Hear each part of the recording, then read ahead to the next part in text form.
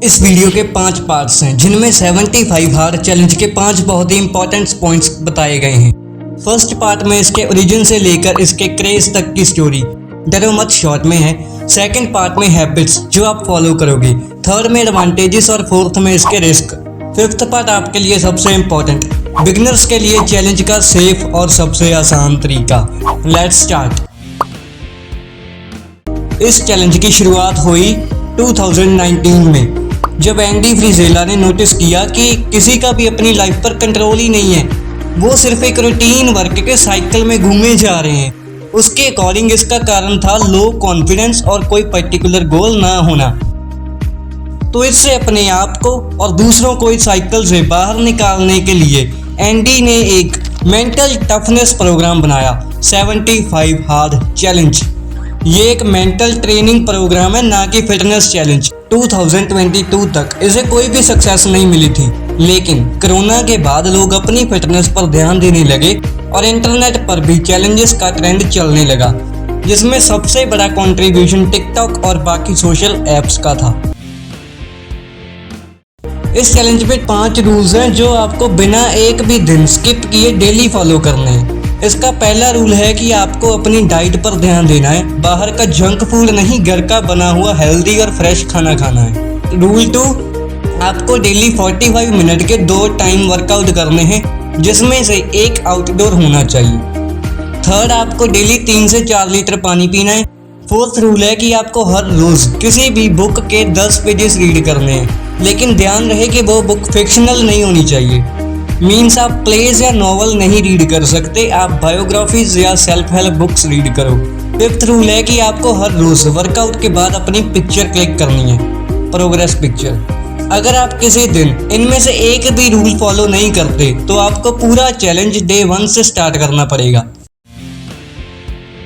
मैंने पार्ट 1 में बोला था कि ये फिटनेस चैलेंज नहीं है, ये एक मेंटल टफनेस प्रोग्राम है। इसका मेन मोटिव आपके कॉन्फिडेंस को बढ़ाना है और आपको एक डेफिनेट गोल देकर आपकी लाइफ को एक सही डायरेक्शन देना है। फिजिकल फिटनेस तो इसका बाय प्रोडक्ट है। इसके कारण आपकी सेल्फ वर्थ बढ़ती है और आपके अपने प्रति नेगेटिव सेल्फ बिलीव्स खत्म होने लगते हैं और पॉजिटिव बिलीव्स पक्के हो जाते हैं।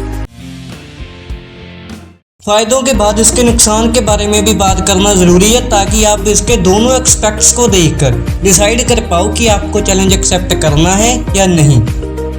अगर आपने फिटनेस पर अभी ध्यान देना शुरू किया है तो आई एम सॉरी, बट ये चैलेंज आपके लिए नहीं है, क्योंकि एकदम से बिना किसी भी रेस्ट डे के हार्ड वर्कआउट करने से आपकी बॉडी में फ्रैक्चर्स और इंजरीज का भी रिस्क हो सकता है। जो लोग कम पानी पीते हैं उनके लिए भी 3 से 4 लीटर पानी कुछ ज़्यादा होगा, इसलिए बिगिनर्स इसमें कुछ चेंजेस करके अपने कन्वीनियंस और कंफर्ट के अकॉर्डिंग इसे बदल सकते हैं। बिगिनर्स को स्टार्टिंग में ही इतना हार्ड चैलेंज करने की कोई ज़रूरत नहीं है। किसी भी चैलेंज या प्लान को एज इट इज़ फॉलो करना ज़रूरी भी नहीं होता। एंडी ने अपनी सिचुएशंस के अकॉर्डिंग चैलेंज को बनाया था।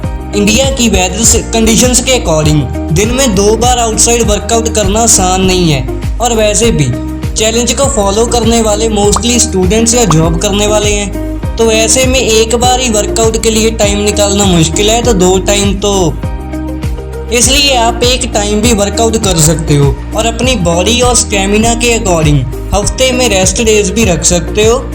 और टाइम मैनेज करने के लिए आप अभी जिस भी समय उठते हो उससे ठीक 1 घंटा पहले उठोगे तो आप वर्कआउट टास्क पूरा कर सकते हो।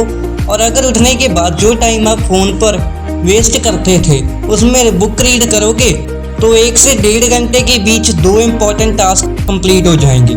पानी और खाना भी वर्कआउट के बाद एनर्जी को रिकवर करने के लिए इम्पॉर्टेंट है, इसलिए अगर वर्कआउट के दौरान ज़्यादा पसीना आता है तो आपको पानी ज़रूर पीना चाहिए, वरना कोई तलवार नहीं लटक रही है कि आपको 4 लीटर पानी पीना ही पीना है। चैलेंज को और भी इफेक्टिव बनाने के लिए बोनस टिप, आप चैलेंज के दौरान डेली के 1 से 2 घंटे किसी नई स्किल को सीखने में लगा सकते हो। ये आपकी मर्जी है, मन हो तो करना, वरना आपकी विश है।